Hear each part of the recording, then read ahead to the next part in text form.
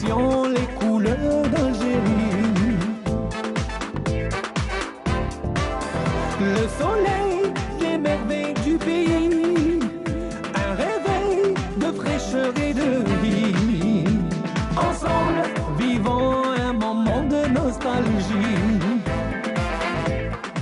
Madame, Monsieur, bonjour, il est 9 h, merci de nous rejoindre dans votre émission Bonjour d'Algérie. Nous serons ensemble pour 1h30 jusqu'à 10h30. Ce matin, nous allons nous intéresser au premier acte de piraterie de l'histoire de l'aviation civile commis par l'armée française le 22 octobre 1956. Retour ce matin sur cet épisode donc de la révolution algérienne, de la guerre de libération algérienne. L'automne s'installe et justement c'est la période du reboisement. Nous nous intéressons ce matin au programme du ministère de l'Agriculture, pardon, donc à cet acte de reboisement, mais aussi la signature électronique, et ce sera avec un représentant du ministère de l'Agriculture. Comme chaque samedi, Lilia Bkhaled sera parmi nous ce matin pour nous mettre de l'ambiance sur le plateau à travers de la musique latino. Et une belle sélection a été faite par elle pour nous ce matin dans votre émission Bonjour d'Algérie. Nous terminerons notre émission en musique, et ce sera une musique de bien de chez nous, mais vraiment une musique du sud, une musique tergui qui nous sera interprétée par le groupe Toulout, donc qui veut dire aussi ressemblance. Voilà pour le menu de ce matin. Nous vous rappelons que notre émission est sponsorisée par Coral Peinture, et avant de commencer, comme à l'accoutumée, Mina Abed est parmi nous pour les nouvelles du ciel de cette journée.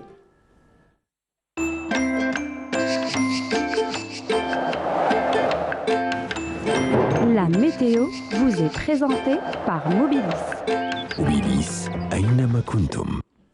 Et Mina Abed est parmi nous ce matin. Bonjour Mina. Bonjour Noc. Comment ça va? Ça va? Froidement aujourd'hui. Ou fraîchement? J'exagère. Non. J'exagère. Oui. J'exagère. Trop. Je te jure que j'ai sorti mon manteau ce matin. Non. Ouais. Moi j'ai sorti mon kawaii. Ma voix aujourd'hui en dit beaucoup d'ailleurs. On dit beaucoup. Mes cordes vocales aujourd'hui en disent beaucoup. parce que vous ne sortez pas couverte le matin. Non. Bah voilà. Non. Ceci explique cela. Eh ben non. Non, et puis l'automne, il faut dire, le temps n'est pas très fidèle. Du tout. On a 4 saisons en une journée. Exactement, carrément. Voilà, Complètement on a un d'accord. petit peu des réflexes parfois irréfléchis. Oui, mais le matin, il faut se couvrir un petit peu quand même. C'est promis, j'ai commencé dès aujourd'hui, ça ne va pas se terminer jusqu'au mois de juillet. Oui, voilà. Bah oui, parce que ça y est, maintenant l'automne s'installe, après ça va c'est être l'hiver, après mois d'avril on lève aucun fil, après mois de mai fais ce que tu veux, mais non, après ne fais pas ce que tu veux les saisons se sont bien décalées, et du coup je vais rien faire, je vais pas faire ce que je veux jusqu'au mois de juillet. Voilà. Comme ça je te retrouverai donne ma... l'autorisation. Voilà, ou bien... Je te dirai. Je préfère... Non, tu pourras. Voilà, je préfère, parce que effectivement, s'il va faire un petit peu chaud avec un peu de... Parce qu'il faut dire quand même, on est bien gâté par la météo, on a un pays plutôt chaud, bien ensoleillé, gâté par le soleil, c'est vrai qu'on s'oublie. Alors, arrête en aval. Très bien. Tu me dis que c'est le moment, ce sera impeccable. Mais à partir d'aujourd'hui, mon écharpe et mon manteau ne vont pas me... Oui. Pas un manteau pas très... Non. un peu lourd. Non. Voilà. Un petit quelque chose de léger. Juste pour se couvrir un petit peu. Alors j'ai raison de me couvrir pour aujourd'hui. Avoir la même voix. Quoi? J'ai raison de me couvrir pour aujourd'hui, toute la journée. Hier, demain. Et aujourd'hui?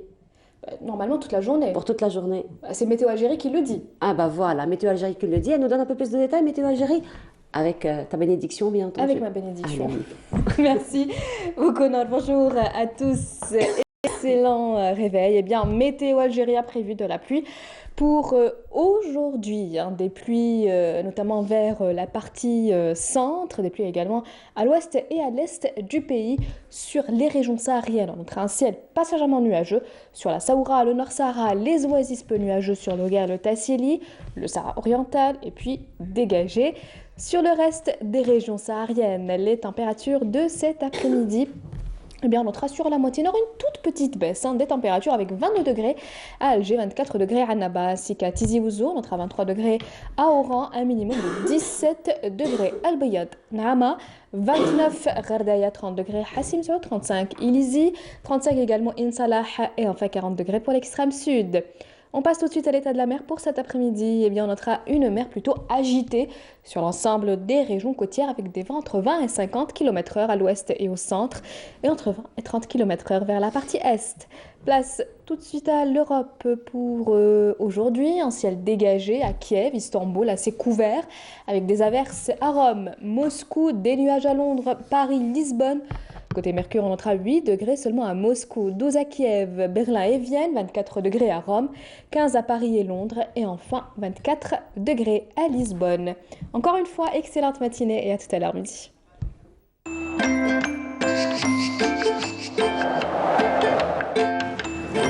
La météo vous est présentée par Mobilis.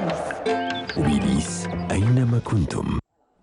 22 degrés à Alger quand même, une baisse assez sensible entre hier et aujourd'hui. Hier c'était 27 degrés mine de rien. Exactement, presque 10 degrés de différence. Voilà, presque 10 degrés de différence quand même, ça se sent. En tout cas, ça s'est bien senti ce matin. Oui, ça s'est bien, en espérant qu'il y ait de la pluie aussi. Voilà, espérant, donc en fin de journée probablement. Comment? En fin de journée probablement. Ben, je l'espère, voilà. Même pas, peut-être en début d'après-midi. Voilà, quelques pluies. Comment? Bienvenue à la pluie. Oui. C'est la période aussi. Hein, c'est la période, on en a besoin, on en a envie. Voilà, effectivement. Merci beaucoup, Mina. Merci, Noah. On se retrouve tout à l'heure après le journal télévisé du midi, celui de 19h. Vendredi prochain. Bonjour d'Algérie, toujours avec le grand sourire de Mina. Et toujours avec cette générosité avec notre C'est normal, quand je te vois le matin, ça veut... Voilà. C'est que je vais rougir. Non, je vais rougir. Ah ouais. Merci beaucoup, Mina. Mina, si je te dis... Oui. يا دزاير زينك خطف عقلي. Tu connais? Je connais. Ahmed Wahbi, ça te dit? Et comment? Ah oui, de bon matin. Ah oui. Allez, on va écouter Ahmed Wahbi, يا دزاير, et on se retrouve juste après.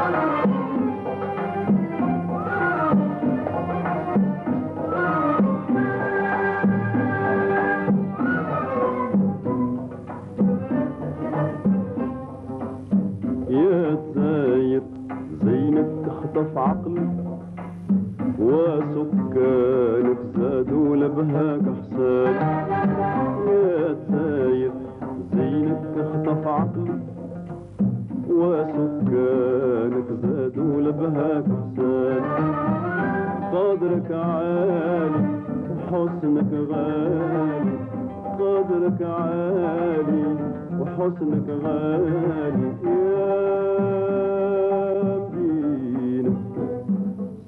يا عبد الرحمن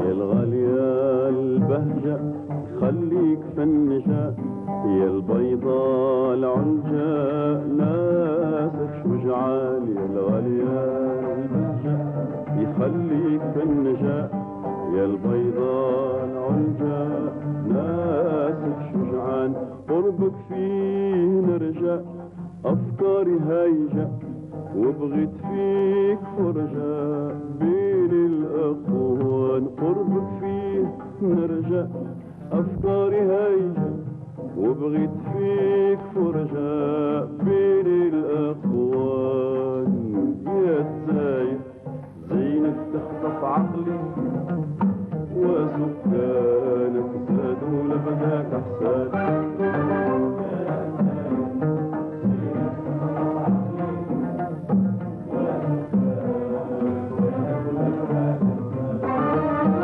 قدرك عالي وحسنك غالي قدرك عالي وحسنك غالي يا مدينة سيدي عبد الرحمن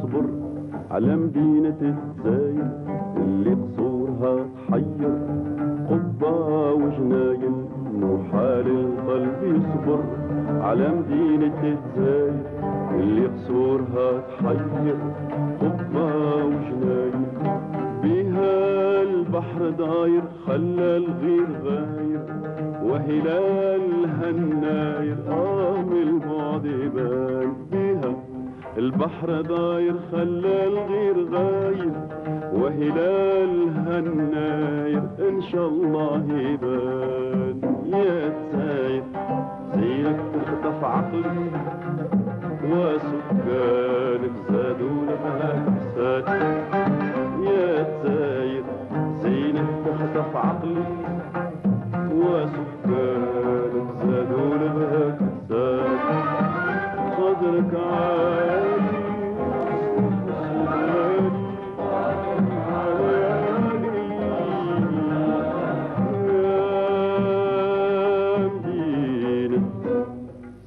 عبد الرحمن.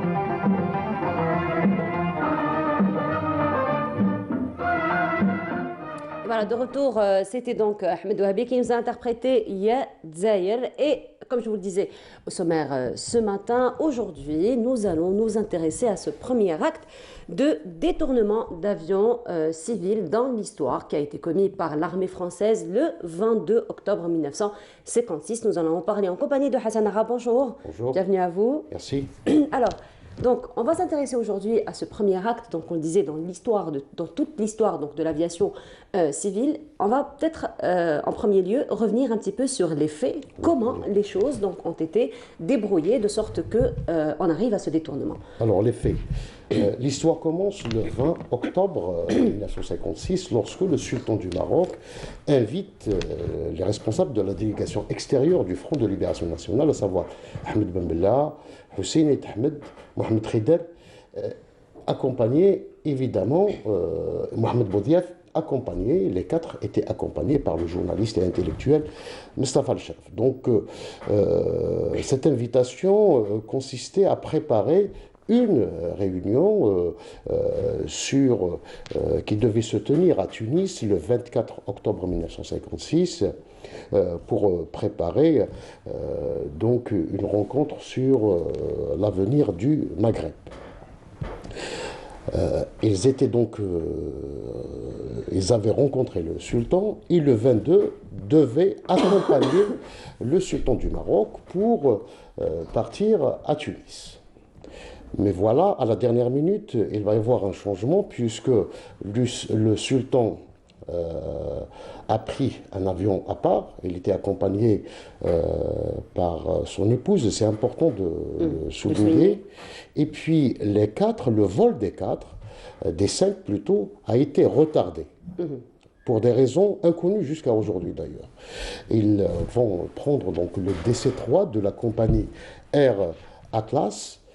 L'avion devait survoler la Méditerranée pour éviter justement les problèmes, parce qu'on a évité à ce que cet appareil survole l'espace aérien. Voilà. Et puis en route, l'avion avait effectué donc l'escale qui a été jugée d'ailleurs suspecte, bien sûr, parce que on fait escale donc au Balgar, et puis cette escale-là a été expliquée par la suite. C'était suite aux pressions que subissait le pilote français, parce que l'avion était donc il y avait à son bord un équipage français. Il a subi des pressions de la part de l'aviation militaire française qui lui intimait l'ordre de faire donc de détourner l'avion vers l'aéroport d'Alger.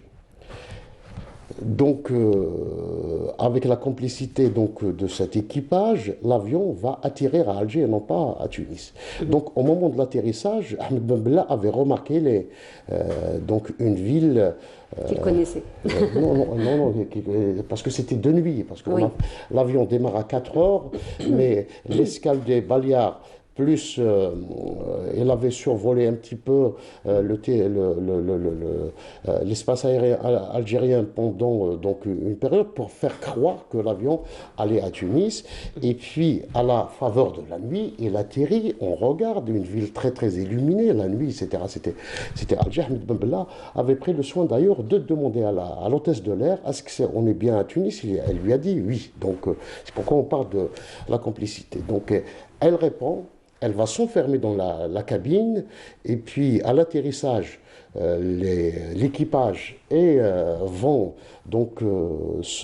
quitter l'appareil par une porte dérobée, et un groupe de militaires, à leur tête un officier, investissent l'appareil dont l'obscurité la plus totale, et puis on l'arrête, on les oriente vers le salon d'honneur de l'aéroport, où il y avait donc un représentant, c'était le chef de cabinet donc de Robert Lacoste, c'est-à-dire le ministre résident à l'époque en Algérie.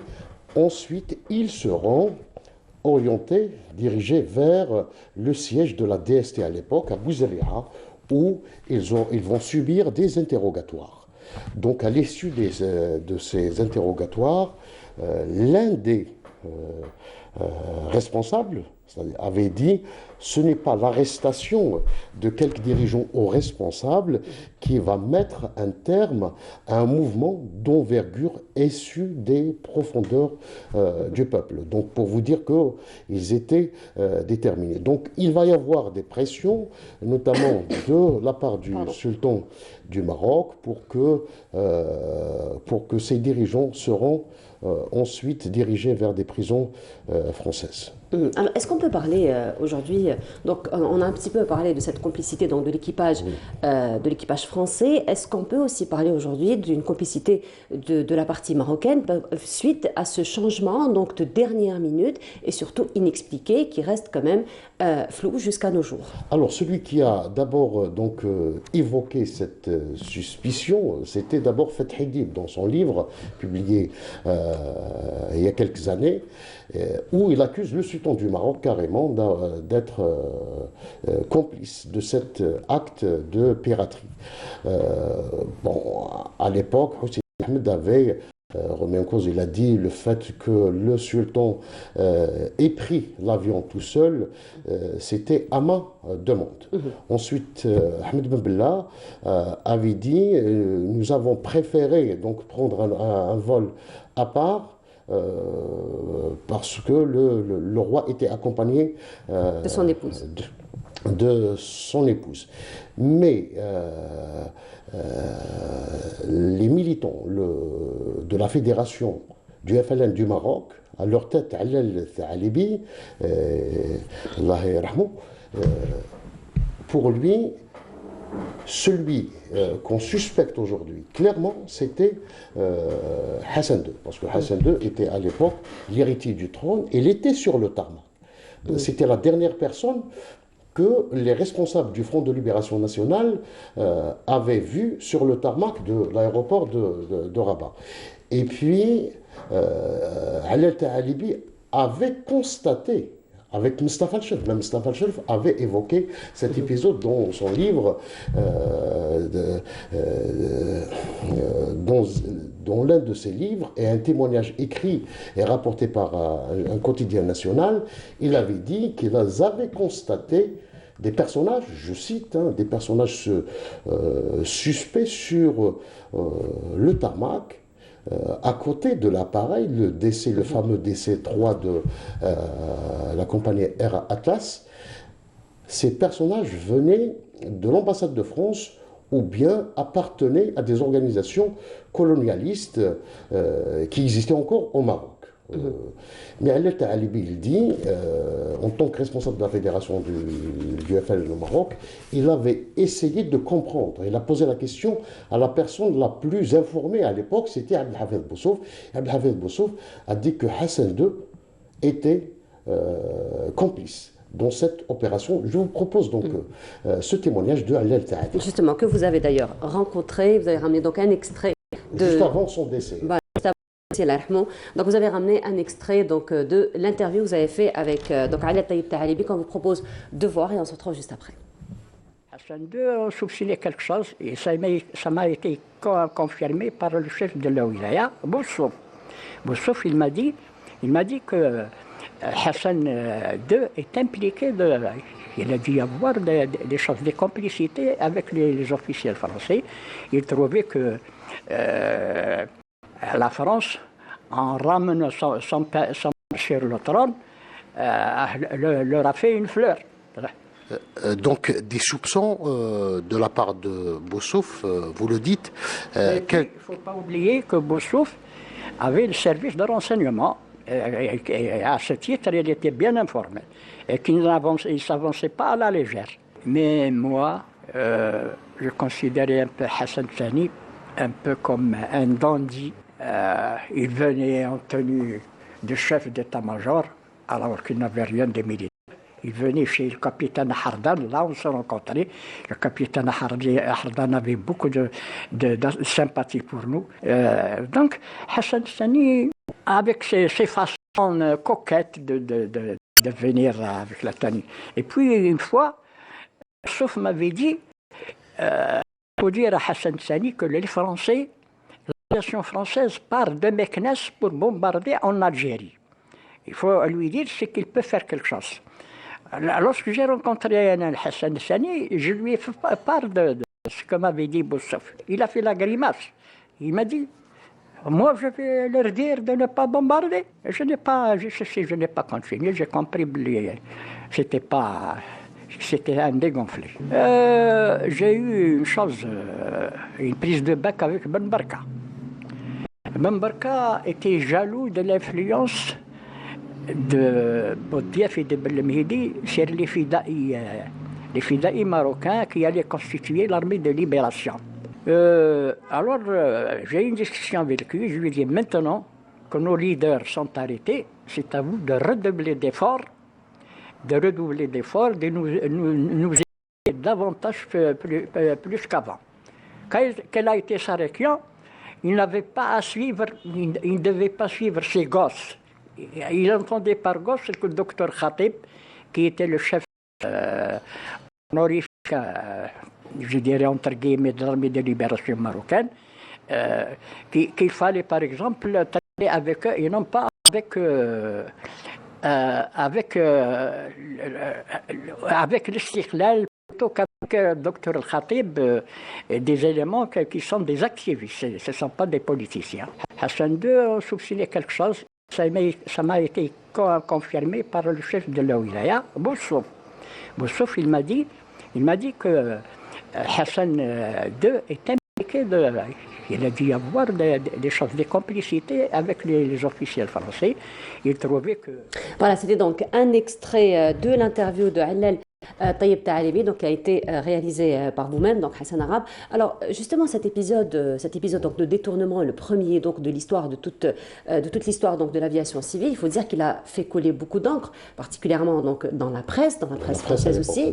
Et il y a eu même déclenchement d'émeutes qui ont fait plusieurs décès. On doit rappeler que le contexte, d'ailleurs, le rôle joué par Alia Tahalibi, qui était à l'époque responsable de la fédération au Maroc, il avait organisé une manifestation d'abord dans la capitale marocaine où les Algériens ont fait même dire donc au ministre de l'Intérieur marocain de l'époque, vive Ben Bella. Donc pour vous dire que les choses. Et puis il parle de Meknès. Meknès, c'était une ville où il y avait beaucoup de colonialistes, c'est-à-dire persistants. Même après, soi-disant, l'indépendance du Maroc, il y avait beaucoup donc, de colonialistes. C'est pourquoi il y avait beaucoup d'Algériens qui se sont attaqués justement à des fermes de colonialistes. Ils ont détruit Pardon. beaucoup de fermes.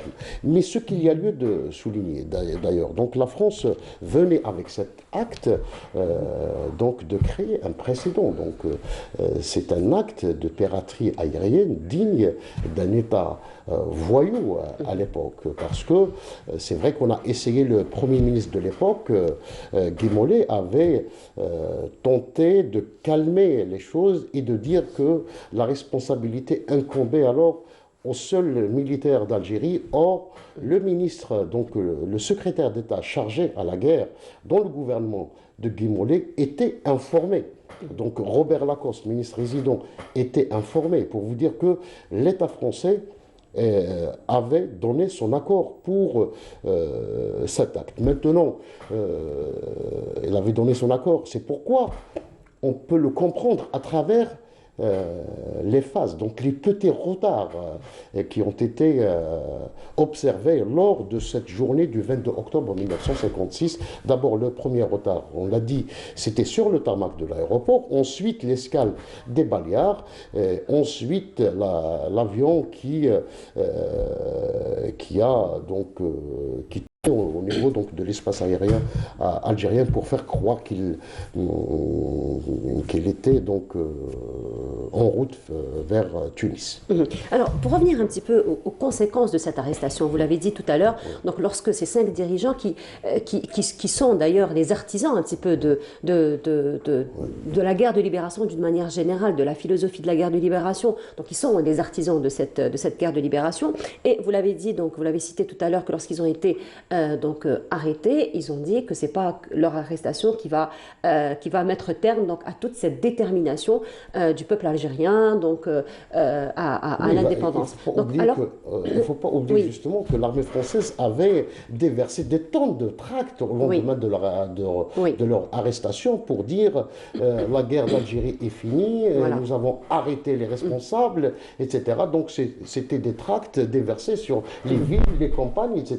pour faire croire que la guerre était finie. Or, ils n'avaient pas compris le principe de la révolution algérienne et c'était de ne pas justement la mettre entre les mains d'une seule personne. C'était la collégialité dès le début, et c'est peut-être la chose la plus importante qui a été prise au déclenchement de la guerre de libération nationale. D'ailleurs, Mohamed Boudiaf le dit, et il le dit par la suite, même Alel Ta'alibi le dit, et il disait à chaque fois qu'il faut éviter donc de confier les tâches importantes à une seule personne.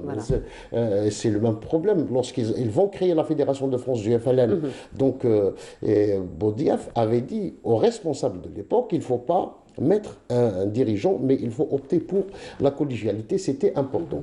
Et peut-être c'était ce qui a échappé donc à l'armée française dans un contexte très très important, parce qu'en 1956, c'est le congrès de la Sommam, donc la révolution était mise sur rail. On a commencé donc à structurer au niveau de tout le territoire national, comme au niveau donc du Maroc, de la Tunisie, mais aussi de la France. On a créé des fédérations, la fédération du Maroc, la fédération de Tunisie, la fédération de France, donc du FLN. Et en Algérie, c'est donc la mise en place de la politique des wilayas qui ont été organisés autour donc d'un officier, d'un commissaire politique, c'est-à-dire l'organisation politico-administrative et militaire était déjà mise en place. Alors justement, donc, comme vous le dites si bien, donc la philosophie donc de l'indépendance était là, donc déjà depuis 1830 d'ailleurs, et donc bien ancrée, la détermination était là, mais sinon, quelles ont été un petit peu les conséquences de cette arrestation? Parce qu'il faut dire que les dirigeants, ils étaient là, ils avaient un plan, ils avaient des documents, donc quelles ont été un petit peu les conséquences? Pour les documents, certains documents ont été, c'est vrai, ont été détruits. Donc au moment, lorsqu'on a soupçonné qu'il y avait donc un détournement d'avion. Donc c'est Mustafa Al-Sharif qui rapporte, hein, parce que personne d'autre n'a rapporté qu'il y a eu cette destruction de documents. D'autres évoquent parce que ils ont dit qu'ils ont retrouvé un certain nombre de documents dans cet avion. Pour les conséquences, donc les conséquences directes sur la révolution, le peuple a montré qu'il était plus déterminé parce que des gens comme Ali al-Talibi ont joué un rôle très très important parce que pour justement relever, pour tenter de relever le moral des troupes en disant que, et c'est vrai qu'il y a des responsables qui ont été arrêtés et d'autres tués, mais la révolution va poursuivre son objectif. Ça allait être ma prochaine question d'ailleurs. Voilà, ça allait être ma prochaine. Parce que c'est vrai que ce genre de nouvelles, donc une pression comme une pression de guerre, donc très vite on a peur un petit peu pour le moral des combattants. Donc réellement quelle a été, donc on a vu, donc vous venez de nous l'expliquer, l'exemple par exemple de Taïb Talibi, mais sinon les autres troupes, donc comment ils ont accueilli un petit peu cette nouvelle, comment ça a été donc la France a essayé donc de capitaliser acte en sa faveur, sans compter, je disais, sans compter justement sur la détermination des commissaires politiques, parce que c'est pourquoi j'ai dit que l'organisation était mise en place, parce que dans toutes les areas, il y avait les commissaires politiques. C'était leur rôle d'expliquer aux troupes que il s'agit, c'est vrai, d'un acte qui a fait donc arrêter les membres de la délégation extérieure du FLN. C'était un coup dur pour la révolution, mais il fallait faire avec. Et l'histoire a donné raison donc, aux responsables qui ont poursuivi la lutte jusqu'à la victoire, jusqu'à l'indépendance. Jusqu'à l'indépendance, effectivement. Donc ça, c'était un épisode donc, de la guerre de libération.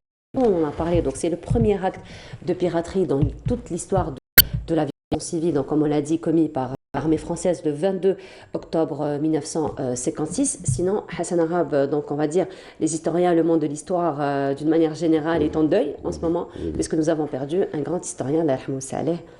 Ah oui, c'est Omar Khalli, donc voilà un historien qui a porté l'Algérie dans son cœur. Donc il arrive en tant que coopérant en 1968 en Algérie, et il va enseigner donc les sciences politiques et le droit à l'université d'Oran. Et puis, il va rencontrer son épouse, d'ailleurs, en Algérie. Il décide de se convertir à l'islam au lieu de Jean-Louis. Et il va donc choisir le nom de Omar. Donc, pour vous dire. Et puis, c'est un virtuose de l'histoire. Je reprends son terme, parce que c'est comme ça qu'il avait qualifié les militants du Front de Libération Nationale, notamment, justement, les cinq, notamment Ahmed Mabla. Il disait qu'ils étaient des virtuoses de la politique. Même lui, il était un virtuose, au sens propre du terme, de l'histoire. Donc, il avait la rigueur dans le traitement de l'histoire, notamment du mouvement national. Sa thèse, elle portait sur l'histoire du mouvement national d'une manière générale, socialisation politique et acculturation par la modernité de l'histoire nord-africaine au Front de Libération Nationale 1926-1954. C'est le titre de sa thèse. Donc il avait un regard particulier sur cette histoire. Donc il avait adopté une démarche une histoire sociale du mouvement national. Il s'intéressait beaucoup donc aux rapports sociaux tout au long donc du mouvement national. Et il avait également il s'est intéressé, par exemple, aux milieux syndicaux. C'est pourquoi, par exemple, il s'est intéressé aux tribunaux d'Alger des années 30. C'est important de le dire, parce que cet espace, c'était l'espace du contact. Et le contact était important pour préparer une dynamique politique, une dynamique révolutionnaire par la suite. De ce milieu, ce qu'on appelle un rôle important plus tard pendant la guerre de libération, qui était justement Tramino, également, qui va jouer un rôle important pour la guerre de libération nationale. Lui, il l'avait compris. Il a compris donc l'origine de cette évolution dans ces mouvements. Il va s'intéresser à des lieux particuliers, l'histoire du mort, l'histoire des le café mort comme espace de socialisation et espace, c'est l'espace également où l'identité nationale était exprimée. C'est-à-dire le café, contrairement au français. Je vous propose d'écouter donc cet extrait exclusif parce que j'ai eu à m'entretenir avec Omar Karli il y a quelques mois. Donc il m'a répondu cette histoire du café mort et son rôle dans l'histoire d'Algérie. À travers l'histoire du café mort, Omar Karli, il synthétise l'histoire d'Algérie de l'époque ottomane jusqu'à pratiquement au déclenchement de la guerre de libération nationale. Je vous propose en exclusivité cet extrait. Alors cet extrait, on vous le rappelle, il est en exclusivité. C'est la première fois donc que Hassan Arab, que Hassan Arab a fait avec donc l'historien Omar Karli et on se retrouve juste après. Il y a les cafés européens, les brasseries récents, on sert de l'alcool, bien entendu. Ce n'est pas là dans le café algérien où on apprécie le café, mais aussi le café vieille Hachem Rizek et bon la gazoune. On a dit la séparation n'est pas absolue, elle est 100%, mais bien entendu le distinguo est là, il marque l'espace social, mais comme je le disais à l'instant, cet ensemble est socialement très différencié. Il y a une grande différence entre les cafés de la Casbah et les grands cafés du bas qui vont jusqu'à la proximité de la mer où se retrouvent suivant différentes modalités de la proximité, de quartiers, d'affinités, de liens associatifs et puis politiques. Donc dans les cafés du bas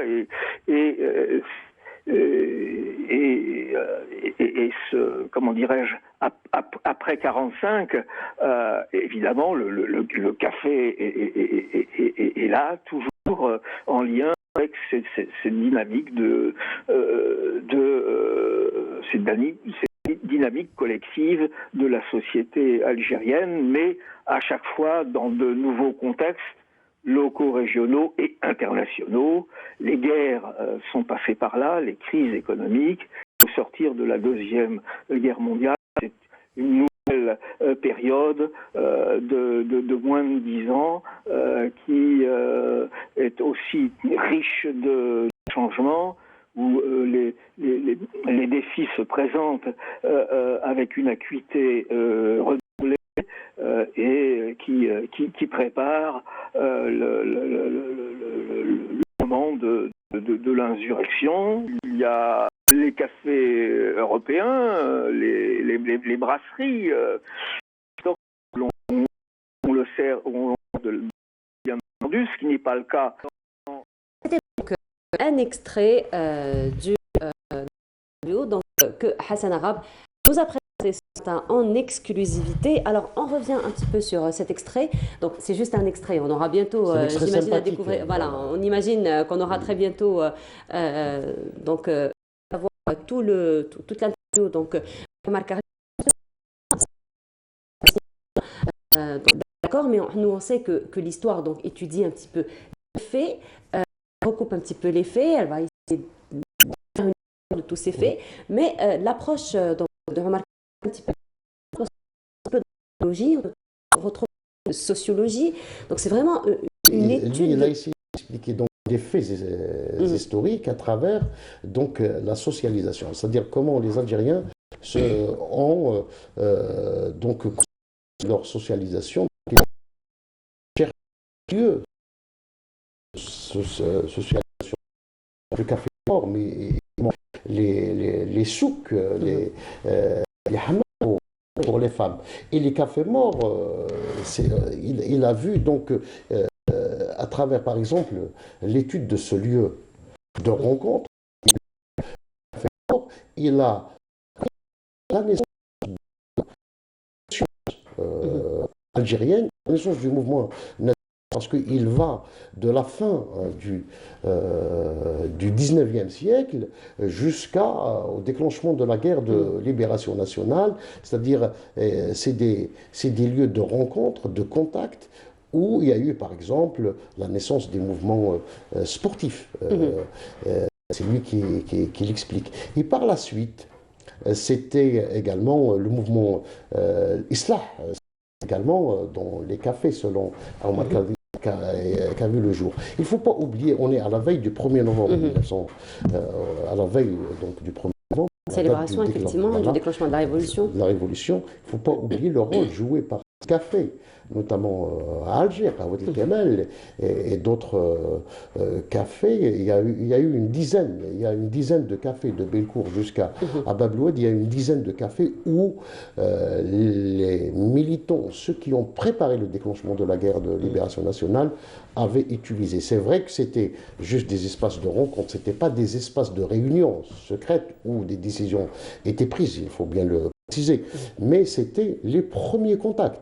Après, ils se déplaçaient dans des lieux plus sécurisés, plus discrets, etc., pour prendre un certain nombre de décisions.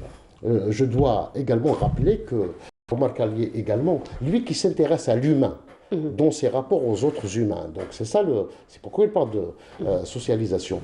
Et c'est comme ça qu'il a, par exemple, essayé de comprendre le parcours d'Ahmed Ben Bella, du militant jusqu'à devenir le premier président de l'Algérie indépendante. C'est pour ça, d'ailleurs, il lui a consacré une biographie. Une biographie, exactement. Et puis, il s'est intéressé également au père du nationalisme algérien, Salih Hadj, donc comment il a évolué. Donc, il ne faut pas oublier que Msali avait donc appris ses premiers, donc l'éveil, il a eu son éveil dans cette zaouia de Tlemcen, la Darqawa, c'est pourquoi il était un grand tribun. Donc voilà notre lieu de socialisation également, jusqu'à donc à devenir une figure de proue du mouvement national. Ah ben voilà, merci beaucoup Hassan Arab d'avoir été parmi nous ce matin. Donc on est revenu aujourd'hui sur deux questions, donc de la question du détournement donc de l'avion des 5 dirigeants du FLN le 22 octobre 1956. Il a été aussi question de rendre hommage à cet historien donc, qui s'intéresse à la socialisation donc, de la population algérienne, donc Kallié, qui nous a quittés. Merci beaucoup Hassan Arab parmi nous ce matin, et on continue. Dans un petit moment, nous allons recevoir un groupe qui nous vient, donc un groupe Tergui, le groupe Toulout. Mais avant cela, on vous propose donc ce duo entre le groupe Day et le groupe Tikouba qui nous interprète Riwaya, mais ce sera juste après cette balade à travers ces images.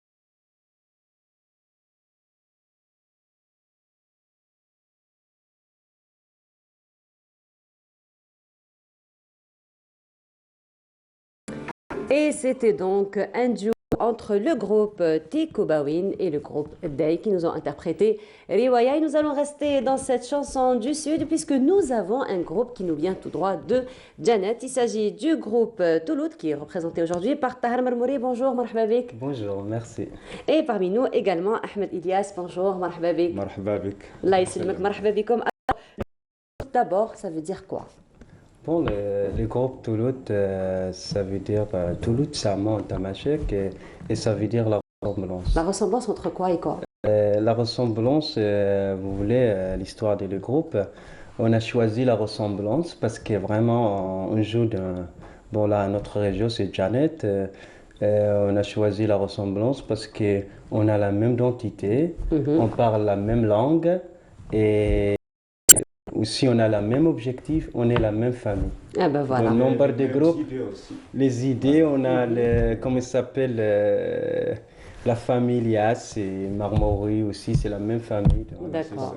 Pour ça, on a choisi vraiment la ressemblance. Voilà, donc vous avez pris tous les points en commun, tous les points en commun entre vous. Vous avez fait donc le groupe Touloud. Alors, le groupe Touloud, il a été constitué quand? Depuis normalement 2008. 2008. 2008, ouais. Oui. Voilà, 2008, donc vous êtes versé un petit peu dans la chanson Tergui aussi? Oui, juste 2008, on a commencé, sur les scènes, sur comment ça s'appelle, on participait dans les festivals. Mais le groupe, si vous voulez, Ada, il a commencé, Ahmed, mon ami, Ada, il a commencé à jouer de la guitare. Je me souviens, on n'est pas de la guitare, il a commencé de jouer avec une assiette métal, avec une manche. D'accord. Vous avez fabriqué vous-même? Voilà. Avec ça. Oui, et comme ça, parce qu'on n'a pas de moyens. Voilà. Et je me souviens de cette époque-là, on ne laisse pas les quartiers à dormir. Vous aviez... Alors, parce qu'habituellement, quand on ne laisse pas les quartiers dormir, on parle de pollution sonore, mais ça ne peut pas être de la pollution sonore. Ça ne peut pas être. Quand on parle de musique Tergui, on ne peut parler que de berceuse, finalement. Oui, c'est parce qu'elle est magnifique, la chanson Tergui. Mais c'est joli, mais il y a parfois il y a des voisins qui demandent à faire lentement et tout ça. Mais... C'est comme ça en fait l'histoire. Voilà, les gens travaillent, il faut les laisser se reposer un petit peu. Voilà, mais on ne sait pas, on est très jeunes voilà. là. Mais ils sont compréhensifs, hein, ils vous laissent quand même. Oui. Ils vous laissent quand même. Ils vous laissent, ils savent vraiment les temps et aussi ils ont passé. Cette idée de la Jeannette, c'est connu, la culture, la musique, quelque chose qui la relève, tu vois. Et puis, ma grand-mère aussi, il chante. Oui, Sbiba, effectivement. Sbiba aussi, il chante et comme ça, il devient de la musique. Lui, son oncle aussi, il a laissé pour lui la guitare. Il laisse la guitare, mon oncle, comme ça, il part. Nous, j'ai un petit oncle qui est comme moi, ça veut dire vers les lâches. Là, après, on joue, on commence à faire la relève, tu vois. Il laisse la guitare, on prend, comme ça, on joue, on essaie de faire un truc. Ça a commencé très tôt pour vous? Pour donc moi, déjà avec la et le manche. Voilà, c'est ça. Les cordes, les freins, des vélos. C'est du génie tout ça. Hein? Moi, c'est du génie tout ça. Jouer de la guitare, c'est lui. D'accord. Moi, je joue des tam-tams, on cherche un petit de jerrycan là dans les montagnes, quand on trouve des villes vides, je joue les tam-tams. Lui, je me souviens, il chante, il fait parfois des chansons tabali. C'est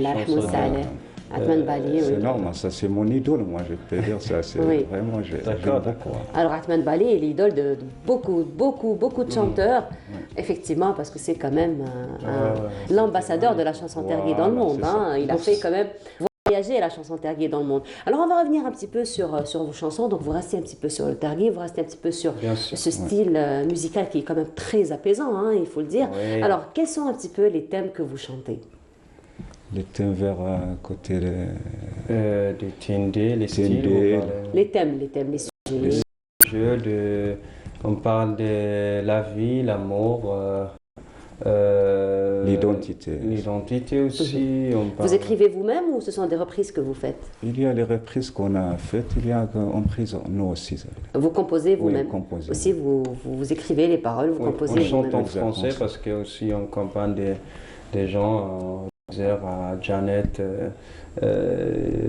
des touristes comme ça, on chante avec eux. Et pour ça, on a des chansons en français, Molla Molla des Ténéré, on chante parce qu'on a trouvé ça important aussi chanter sur toucher la côté des animaux parce qu'on notre chose pour faire tu vois on a trouvé Molla Molla, c'est un oiseau spécial comme ça. On a fait une chanson avec un petit acapella. Hein? Un petit acapella comme ça. Allez, sans les instruments. Avant de vous inviter à chanter, un petit.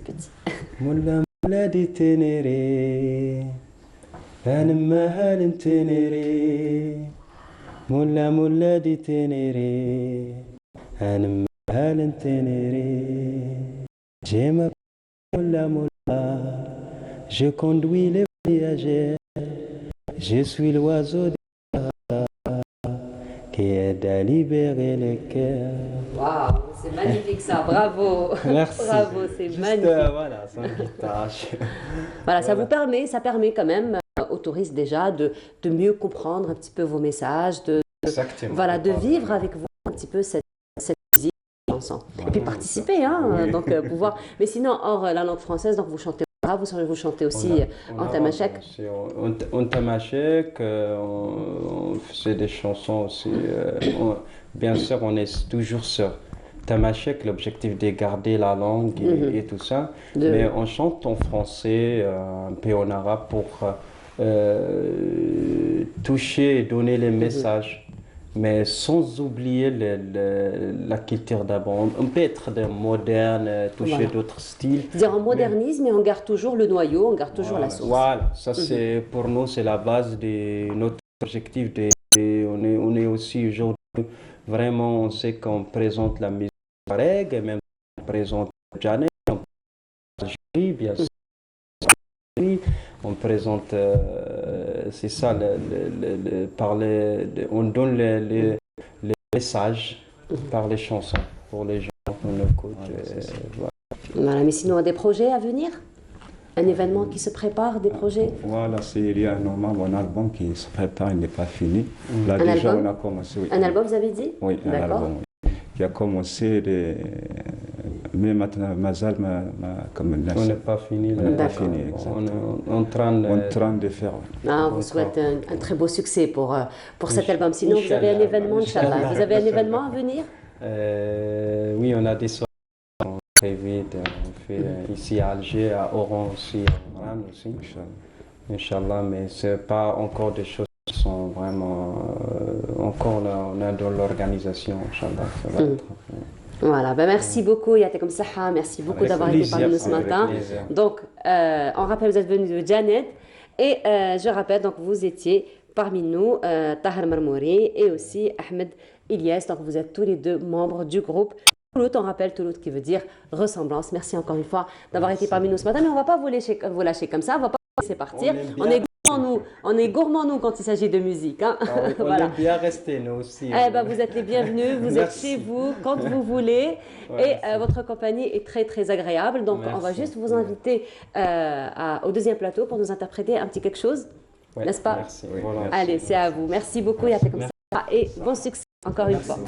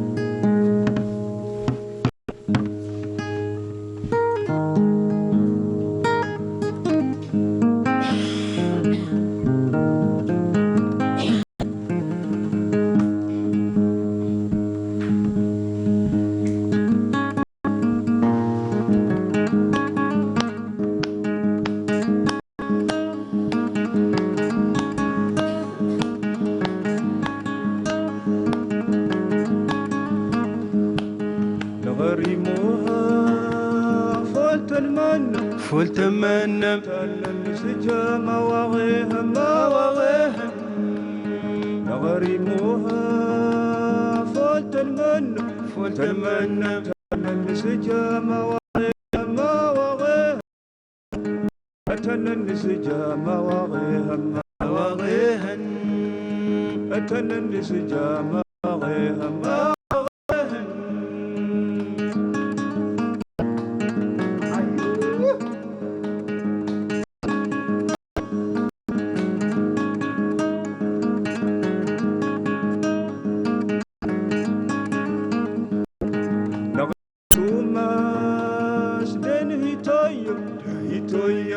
مرهانة والهسولن والهسولن نغرت وما سدني طيب يتويمي مرهانة والهسولن والهسولن أي مرهانة والهسولن والهسولن أي مرهانة والهسولن والهسولن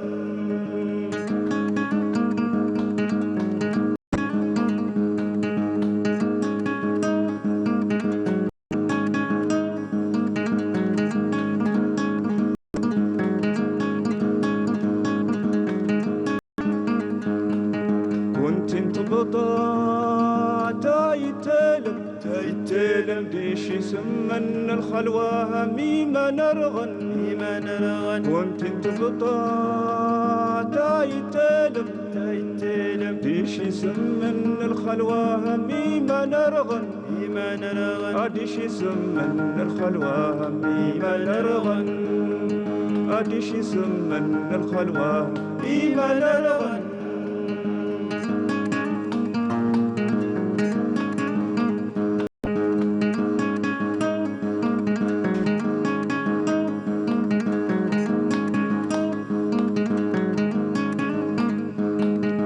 نغريموها فول تلمنم تنن سجامة وغيها ما وغيها نغريموها فول تلمنم تنن سجامة وغيها ما وغيها أتنن سجامة وغيها ما وغيها أتنن سجامة وغيها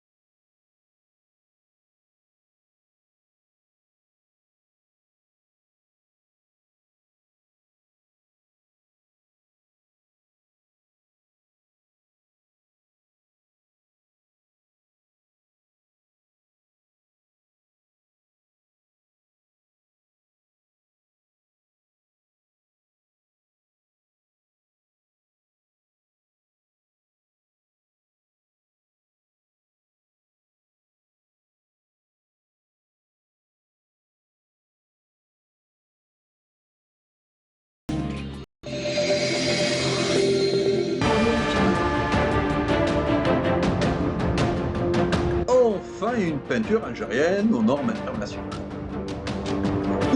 Besoin en peinture intérieure, peinture métal, préparation de support ou peinture extérieure, choisissez Coral Peinture.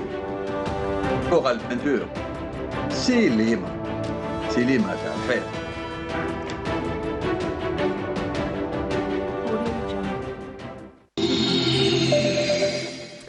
de retour sur le plateau. Cette fois-ci, place à l'agriculture. Et parmi nous ce matin, un cadre du ministère de l'Agriculture.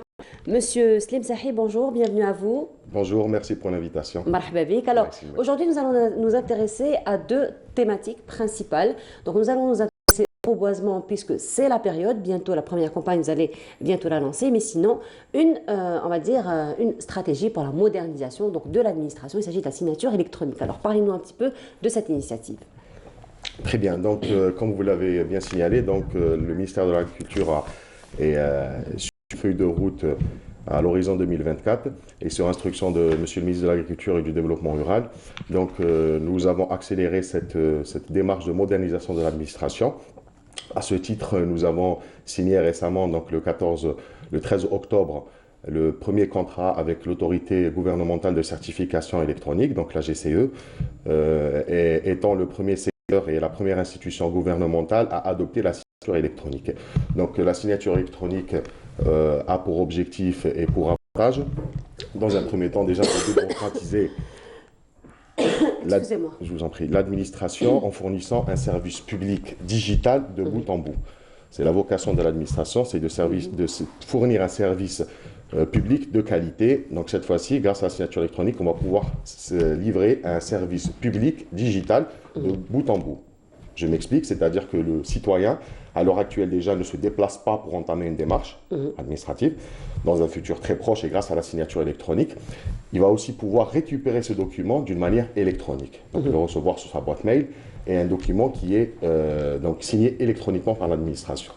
Il y a aussi un deuxième avantage, c'est d'augmenter l'efficacité et l'efficience de l'administration. En utilisant donc la signature électronique, renforcer la sécurité des process, réduire les coûts d'utilisation, que ce soit du papier, du consommable ou même du carburant, puisque ça en limitera les déplacements. Le courrier ne va pas se déplacer, mais il sera transmis par voie électronique. Il y aura aussi une réduction sur l'impact écologique et l'empreinte carbone, qui est très important avec les changements climatiques qu'on vit ces dernières années. Il y a aussi la réduction des coûts d'archivage, qui n'est pas négligeable, et la sécurité aussi des données qui seront stockées, puisqu'on limitera le risque de destruction des archives. Donc ça, c'est les avantages de la signature électronique. Dans un premier temps, donc, le ministère de l'Agriculture et du Développement rural utilisera la signature électronique au niveau pour les correspondances internes. Jusqu'au 31/12, donc ça sera au niveau de la centrale, des structures centrales. Et à partir du 1er janvier, ça sera élargi aux structures déconcentrées relevant du secteur de l'agriculture.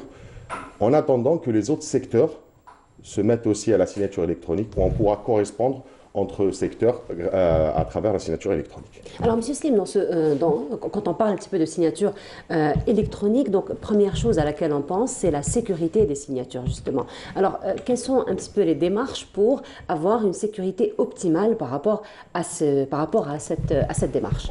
Merci pour cette question pertinente.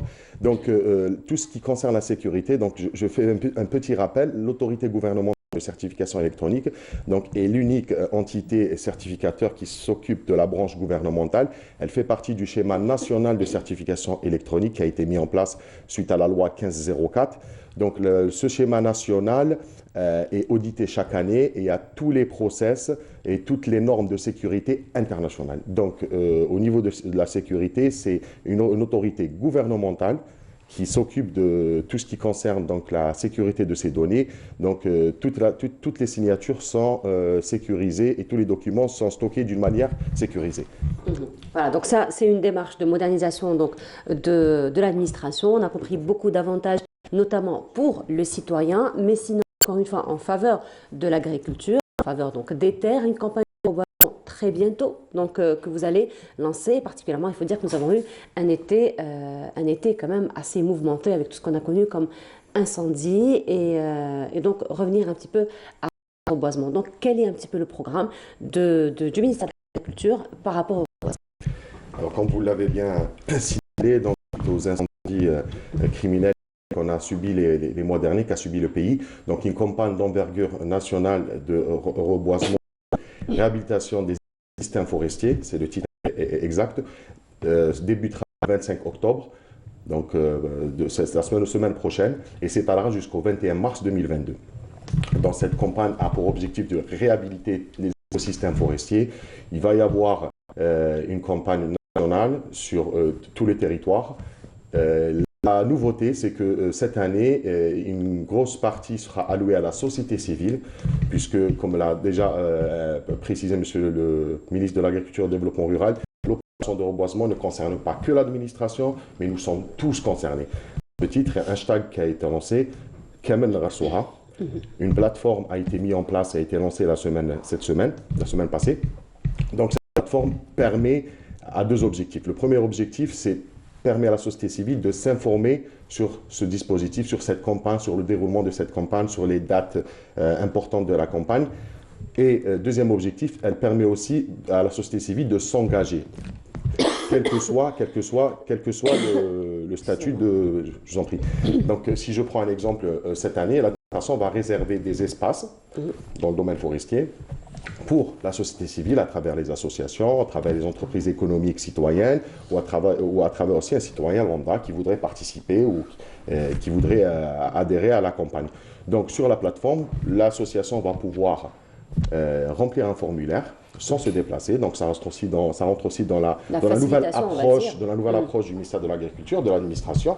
Donc de s'engager dans cette campagne, il suffira de remplir un formulaire, d'indiquer dans quel wilaya vous désirez contribuer, ou peut-être même plusieurs wilayas, on donne cette possibilité.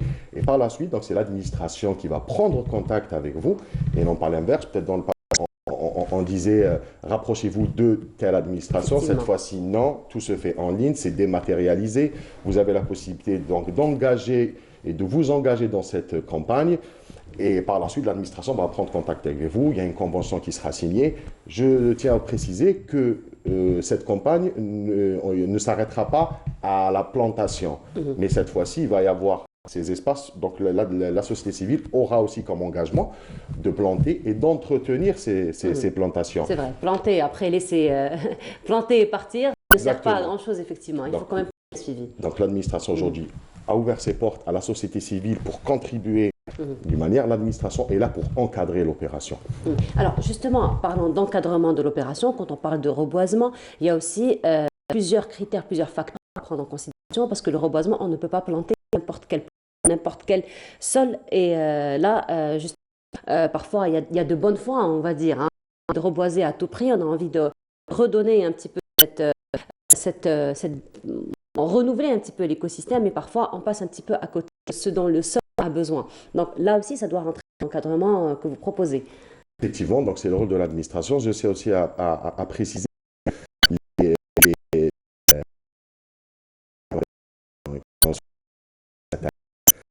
nous sommes, on peut choisir de suite. Donc les spécialistes, il faut attendre une période où il y a une régénération naturelle. Si des fois, il faut attendre jusqu'à 1 an. Donc cette année, il y aura des espaces qui ont été fondés dans les années précédentes. Sur votre deuxième question, donc sur la partie, on appelle ça espace-espèce. Donc l'administration, bien entendu, choisit les espèces et les espaces où seront plantés. Donc il y a une étude derrière l'administration qui s'en occupe. Donc la société civile aura toutes ces informations et que sera guidée et structurée par l'administration. Donc finalement, la société civile, on n'aura besoin que de leur engagement. Exactement, voilà. Et on attend énormément de la société civile. C'est un appel que je lance à toute la société civile et à tous les acteurs, à tous les Algériens de participer massivement à cette campagne de reboisement. Voilà, merci beaucoup d'avoir été parmi nous. Je rappelle, Monsieur Sahi, vous êtes inspecteur au niveau du ministère de l'Agriculture. Merci encore une fois d'avoir été parmi nous ce matin. Et on continue, on va encore parler d'agriculture. Et cette fois-ci, Faria Alhamdi nous emmène du côté de Benchikao, la terre des pommiers et aussi du raisin. Donc je vous laisse voir ce reportage et on se retrouve en compagnie de Lili Khaled dans un petit moment pour nous. La caprice de la météo nous rappelle de temps à autre qu'elle est maître de nos habitudes de consommation de produits agricoles. Les raisins restant un produit les plus appréciés. La région du village agricole de Benchikao, située à 10 km au sud de Médéa, était autrefois réputée pour la qualité unique et séculente de la variété de raisin Ahmar Bouamar. Ahmar Bouamar, il est un produit de terroir. Il a des qualités exceptionnelles. C'est-à-dire, si on veut le cultiver dans notre région de zone de montagneuse de l'Algérie, il ne va pas donner un goût et la même couleur qu'on le trouve ici. À Médéa, l'arbre fruitier occupe une place très importante, étant donné qu'il s'adapte bien au climat rude et aux terres accidentées de la wilaya. C'est d'ailleurs la culture favorisée. Certains agriculteurs que nous avons rencontrés n'ont jamais lâché leur arbre, malgré les difficultés et les variations climatiques au cours de ces dernières années. Ces dernières années, on enregistre ou bien on a constaté un dérèglement climatique ou bien un chamboulement climatique au niveau de la région, comme toutes les régions du monde, où on a constaté une pluviométrie très faible, mal répartie au cours de la campagne agricole. Mais les agriculteurs qui ont sacrifié pour donner ces fruits demandent de l'aide pour améliorer davantage leur rendement.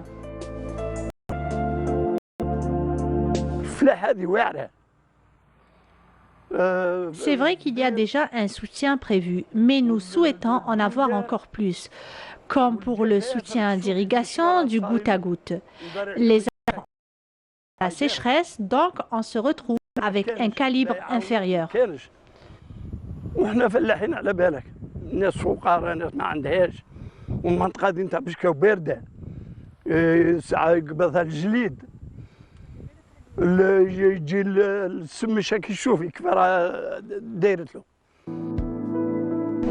Le pommier est l'une des rosacées à pépins, la plus cultivée aussi dans cette région. Concernant les pommes de la région de Benchikao, on a deux variétés sont connues qui se récoltent tardivement, qui sont la Star Crimson, la pomme rouge, et la Golden Délicieuse. Comme le savez, la qualité gustative de la pomme de Benchikao, elle est très intéressante. Elle est de bonne qualité. Ça, c'est-à-dire, elle est très sucrée. Le sucré où se trouve, c'est l'altitude. Parce qu'ici, on est à plus de 1000 mètres d'altitude. Et on sait que les pommes des zones montagneuses, plus on va en altitude, plus on a une pomme qui est très sucrée. Aujourd'hui, Benchikao est devenu une plaque tournante pour les investisseurs qui se disputent au plus offrant les récoltes sur pied dans les vergers, lourds de fruits de très bonne qualité.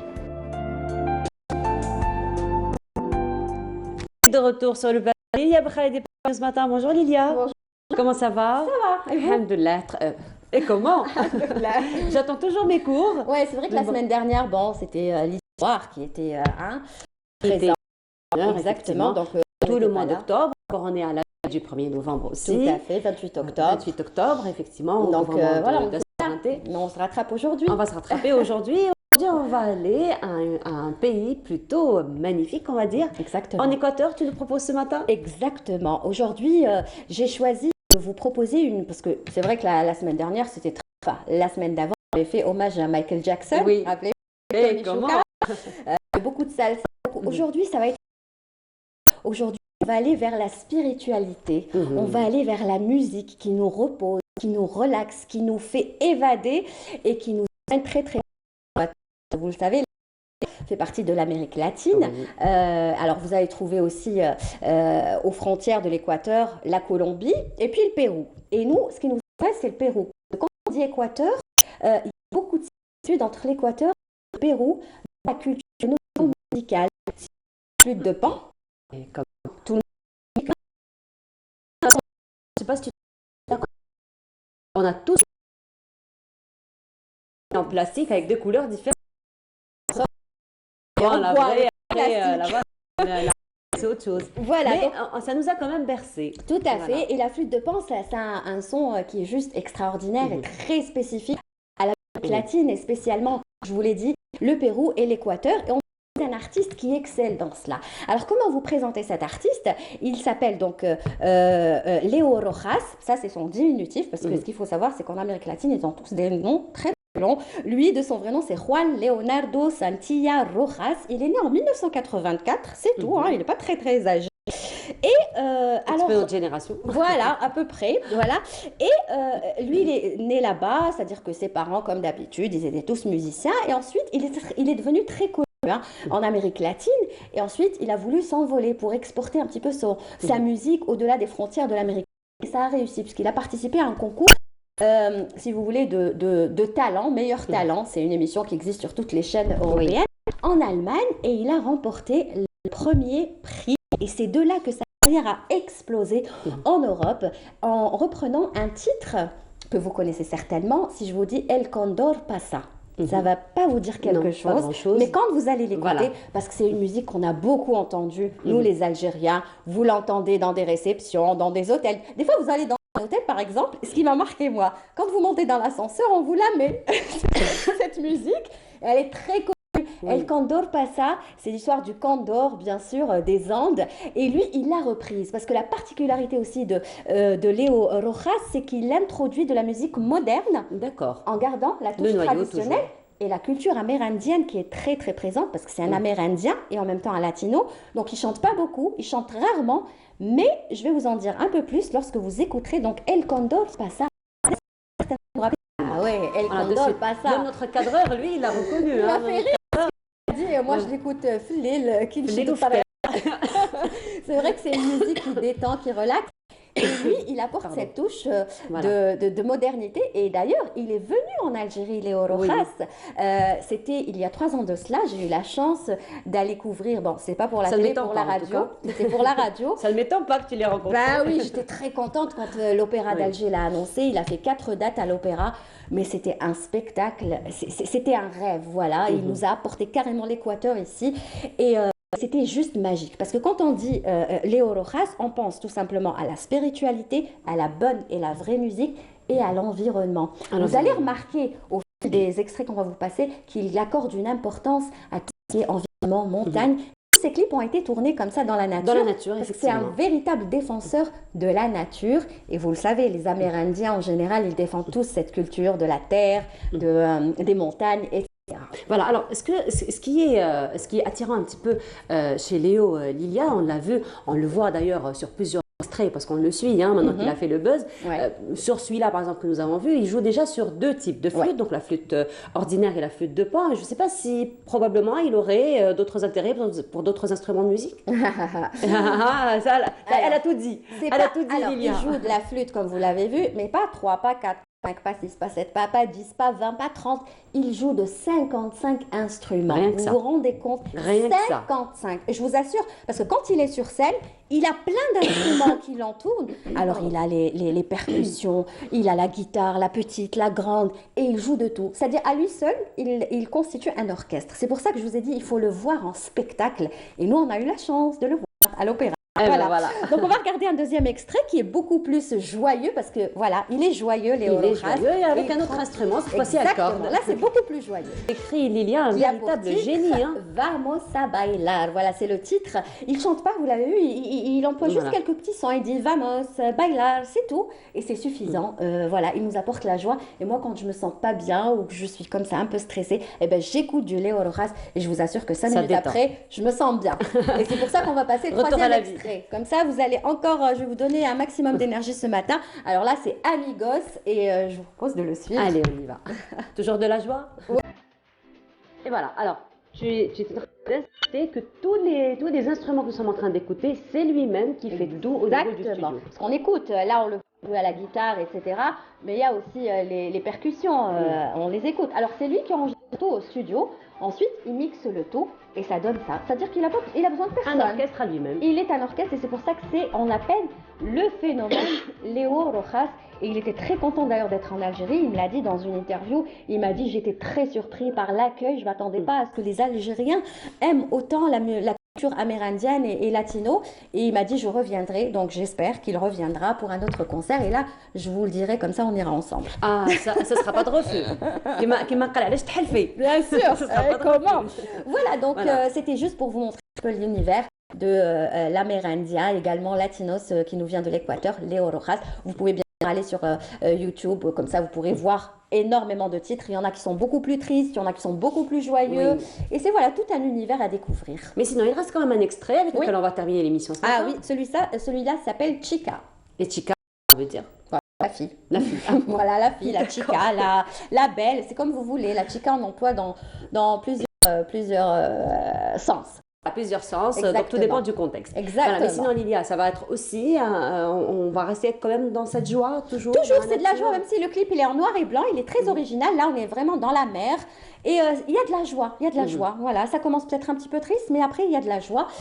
C'est ce qu'on prend de Léo Rojas. Voilà, c'est ce parce qu'on que même a. quand c'est triste, c'est beau, ça nous touche. Donc, c'est une musique que je conseille vraiment aux téléspectateurs si vous voulez passer un excellent moment et oublier tous vos soucis. Voilà, et surtout s'armer d'énergie positive. Tout à fait. Voilà, Et c'est ça la merci. musique latino. Effectivement. Merci beaucoup, Lilia, et surtout merci de nous l'avoir partagé chaque samedi. Ah bah oui, en attendant C'est samedi ça. prochain. En attendant samedi Peut-être prochain. qu'on ira au Brésil, tiens. Ah, J'ai bien tiens. envie de vous proposer un petit peu de bossa nova, par exemple. On dira pas non. Hein. Ah oui. Ah, ce la sera pas de bossa nova, refus, c'est hein. quelque chose Ah, ce aussi, sera hein. pas de refus, Lilia. du D'accord, tout. ben on y pensera. Merci beaucoup, Lilia. Merci Bonne à semaine vous. à toi. Merci encore pour ce beau partage. À samedi. Et on se retrouve samedi prochain. Voilà, nous Inch'Allah. arrivons à la fin de notre émission. Merci beaucoup de nous avoir suivis. Je vous souhaite une très agréable journée à tous. Je vous retrouverai avec un grand plaisir demain, Inch'Allah, à partir de 8h. Et on termine avec Chica.